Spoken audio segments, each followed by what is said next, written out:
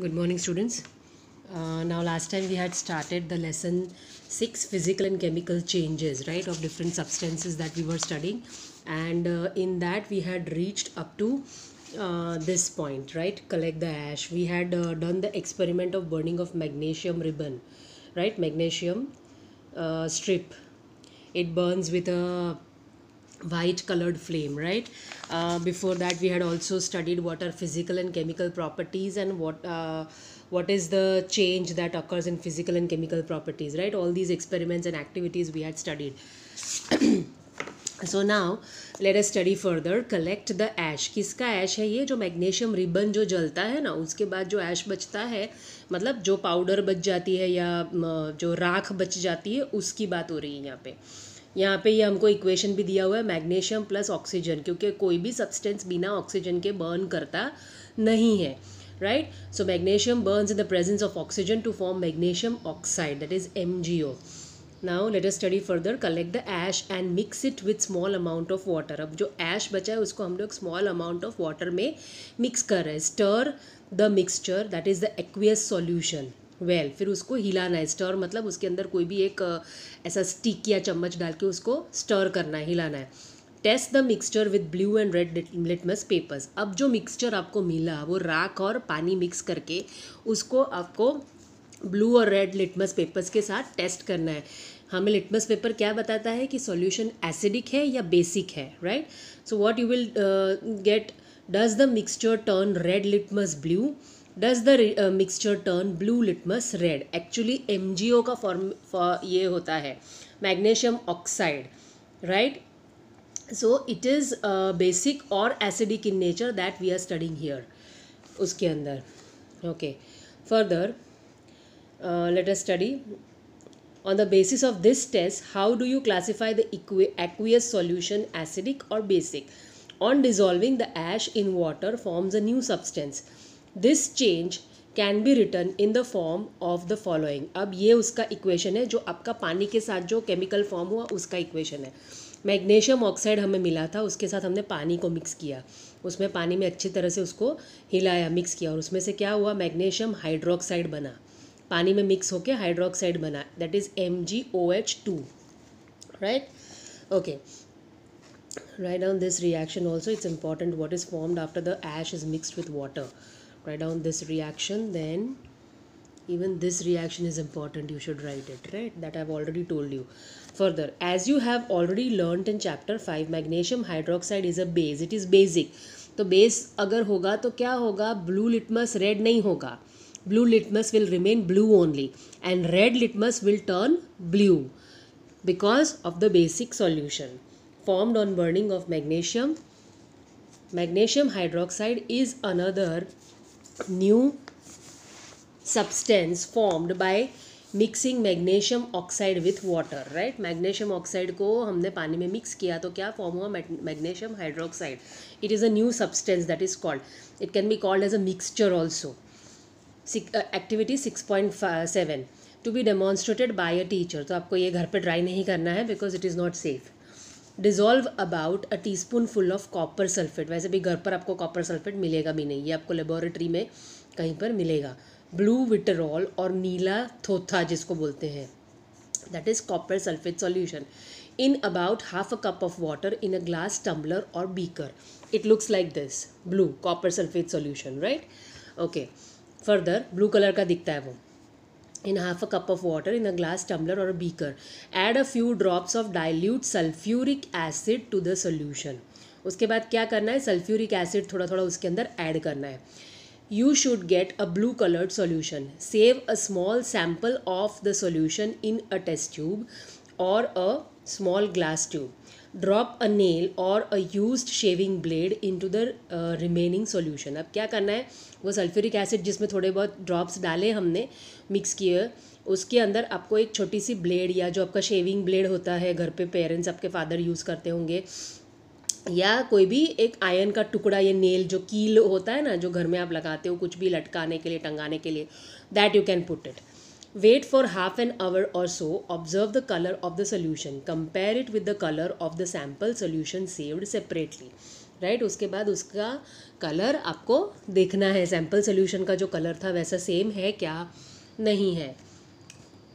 Okay, further, do you see any change in the colour of the solution? Take out the nail और the blade. Has it changed in any way? The changes that you notice are due to a reaction between copper sulfate and iron. Right? ये blades iron की बनी हुई होती है और copper sulfate is there in the solution. दोनों का reaction होता है iron और copper sulfate का. The change of color of the solution from blue to green is due to the formation of iron sulfate. Blue colour का green हो जाता है. क्यों हो जाता है?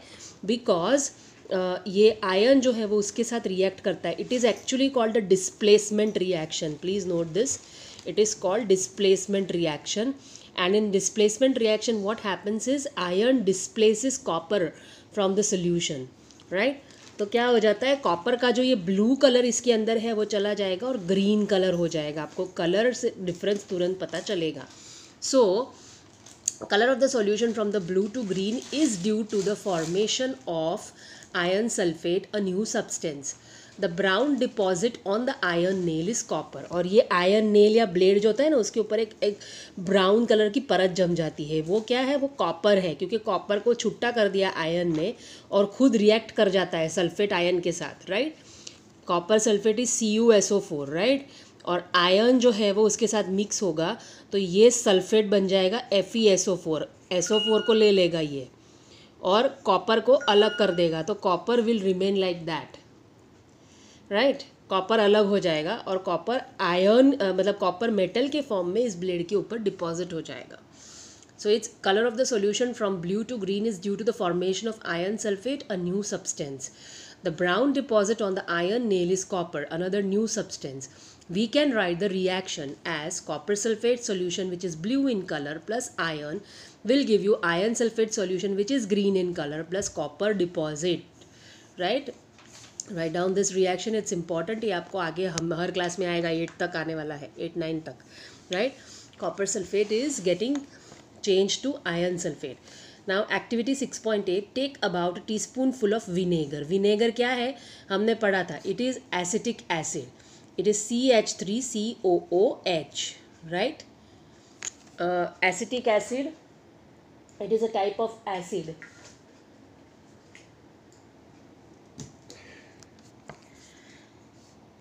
इन अ टेस्ट ट्यूब. तो आपको एसिटिक एसिड लेना है, विनेगर लेना है एक टेस्ट ट्यूब में. Add a pinch of baking soda to it. उसके अंदर क्या ऐड करना? Baking soda. बेकिंग सोडा क्या होता है? बेसिक होता है solution. It is a base. उसको ऐड करेंगे तो क्या होगा? दोनों न्यूट्रलाइज हो जाएगा. हमने न्यूट्रलाइजेशन रिएक्शन भी लास्ट लेसन में करी है. तो एसिड और बेस साथ में मिलके न्यूट्रलाइज हो जाता है और क्या फॉर्म करता है? Salt and water. You would hear a hissing sound and see bubbles of gas coming out. Pass this gas through freshly prepared lime water as shown in figure. Lime water यानी चूने का पानी होता है ना, that is called lime water. What happens to the lime water? Actually lime water transparent होता है. आप जब चूना डिजोल्व करते हो पानी के अंदर तो it is transparent. बट इस रिएक्शन से क्या होता है? कार्बन डाइऑक्साइड गैस रिलीज होता है और कार्बन डाइऑक्साइड गैस जब आप लाइम वाटर के अंदर से पास करते हो तो लाइम वाटर मिल्की कलर का हो जाता है, दूध जैसा बन जाता है. Right? So this reaction shows that जो गैस निकला है वो कार्बन डाइऑक्साइड है. Okay, now let us study. The change in the test tube is as follows. Vinegar that is acetic acid plus baking soda is sodium hydrogen carbonate will give you carbon dioxide plus other substances. The reaction between carbon dioxide and lime water is as follows. Underline this. The change in the test tube is as follows. Acetic acid plus baking soda will give you carbon dioxide and other substances. This is very important. Write this down. Right? Okay. Acetic acid का formula है CH3COOH. Right? That is why मैंने लिखा है. So अब ये जो acetic acid इसमें से जो बना, सॉरी, ये जो गैस के बबल्स आपको वाइट वाइट इसमें दिखते हैं वो जब आप लाइम वाटर से पास करोगे तो lime water will turn milky, दूध जैसा बन जाता है. The reaction that is taking place over there is this. Carbon dioxide plus lime water CaOH2 will give you calcium carbonate that is CaCO3 and water. Right? That is calcium carbonate का colour white होता है, इसलिए वो ऐसा होता है. When carbon dioxide is passed, underline this, pass through lime water, calcium carbonate is formed which makes lime water milky. The turning of lime water into milky is standard test of carbon dioxide. अभी भी आपको किसी भी test में carbon dioxide release हो रहा है, अगर ये चेक करना है तो क्या करना है, वो गैस को लाइम वाटर में पास करना है. अगर वो लाइम वाटर मिल्की हो जाएगा तो then you know that the gas which is being released is carbon dioxide. You will use it in chapter 10 to show that the air we breathe out is rich in carbon dioxide. In activity 6.6 to 6.8, you saw that in each change, one or more new substances were formed. In activity 6.6, the ash was the new substance formed when magnesium was burnt in air. In activity 6.7, the reaction of copper sulfate with iron produced iron and copper, right? Iron sulfate and copper. Both of these are new substances. Copper was deposited on the shaving blade of iron. In activity 6.8, vinegar and baking soda together produced carbon dioxide, which turned lime water milky. Can you name the new substance formed in the reaction? That is calcium carbonate. Calcium carbonate bana na CaCO3, right? The change in which one or more new substances are formed is called a chemical change. Underline this point, this is important. Chemical changes क्या होते हैं, जब कोई दो elements या दो compounds react करते हैं और दूसरा न्यू सब्सटेंस फॉर्म होता है, then it is called a chemical change. A chemical change is also called a chemical reaction, right? These chemical reactions are always denoted by formulas. इसीलिए हर element को अलग अलग फार्मूला दिया हुआ है. जैसे कैल्शियम कार्बोनेट है तो CaCO3, देन कॉपर सल्फेट है तो CuSO4, राइट? SO4 आयन होता है, कॉपर आयन होता है. Cu is copper and SO4 is iron. Ca is calcium and CO3 is an iron. So both of them react to form different substances, right? So ऐसे reactions होते हैं, हर किसी को formula दिया गया है और उस फार्मूला के हिसाब से रिएक्शन लिखा जाता है. Chemical changes are very important in our lives. All new substances are formed as a result of chemical changes. For example, digestion of food in our body, ripening of fruits, fermentation of grapes, etc. happen due to series of chemical changes. A medicine is the end product of a chain of chemical reactions. जो भी medicines बनती है chemical से बनी हुई होती है. कभी कभी 2 या 3 केमिकल्स को रिएक्ट करके एक टैबलेट बनता है, right? So these are the end reactions of reaction of some different chemicals, right? Chemicals, not metals rather. Useful new materials such as plastics and detergents are produced by chemical reaction. Plastics कहाँ से produce होते हैं? Crude oil होता है. Crude oil को बड़ी बड़ी furnaces में रिफ़ाइन किया जाता है. उसमें से जो सब्सटेंसेस मिलते हैं उसके अंदर से प्लास्टिक को बनाया जाता है. फिर सिंथेटिक फाइबर्स भी उसमें से बनाए जाते हैं. That I must have told you synthetic fibres कैसे बनते हैं. Okay. Indeed every new material is discovered by studying chemical changes. ये अलग अलग सब्सटेंसेस जब रिएक्ट करते हैं तो उनके बीच के केमिकल चेंजेस को स्टडी करके अलग अलग न्यू सब्सटेंसेस बनाए जाते हैं. We have seen that one or more new substances are produced in a chemical change. In addition to new products, the following may accompany a chemical change. Heat, light or any other radiation that is ultraviolet, that is UV for example, may be given off or absorbed. Chemical changes में क्या होता है? Heat and light दी जाती है, release होती है. मतलब आप अभी एसिड को अगर डाइल्यूट करने चाहोगे, HCl स्ट्रॉन्ग एसिड है आपके पास और उसको आपको डाइल्यूट करना है, उसके अंदर थोड़ा सा पानी डालना है, तो पानी भी डालोगे ना तो भी पानी के साथ भी वो रिएक्ट करके हीट पास करेगा. जब आप टेस्ट ट्यूब को या बॉटल को टच करोगे बाहर से तो वो गर्म लगेगा आपको. इसीलिए इट इज़ सेड कि आप धीरे धीरे पानी ऐड करो. एकदम से पानी ऐड करने जाओगे तो वो भड़केगा एकदम से, right? So heat is given out in such reactions. So you have to be very careful while handling such chemicals. Sound may be produced. जब कोई gases रिलीज़ होते हैं, जैसे यहाँ पे कार्बन डाइऑक्साइड रिलीज़ हुआ तो उसके बबल्स आएंगे, तो बबल्स एफरवेसेंस जो होता है उसकी एक आवाज़ आती है, राइट? सो वैसा पॉसिबल है कि साउंड में भी produced. A change in smell may take place or a new smell may be given off. अब कोई भी नया सब्सटेंस फॉर्म होता है तो उसका स्मेल अलग होता है, और जो एग्जिस्टिंग सब्सटेंसेस जो रिएक्ट कर रहे हैं उसका स्मेल अलग होता है। तो चेंज ऑफ स्मेल होता है, वो आप सेंस कर सकते हो। जब आप टेस्ट ट्यूब में ये लेते हो, सॉल्यूशन लेते हो, तो उसके अंदर कुछ अलग स्मेल आता है। अगर एसिड है तो ये सावर स्मेल आएगा, अगर बेस है तो बिटर स्मेल आएगा। तो ऐसे स्मेल एक टेस्ट है, राइट।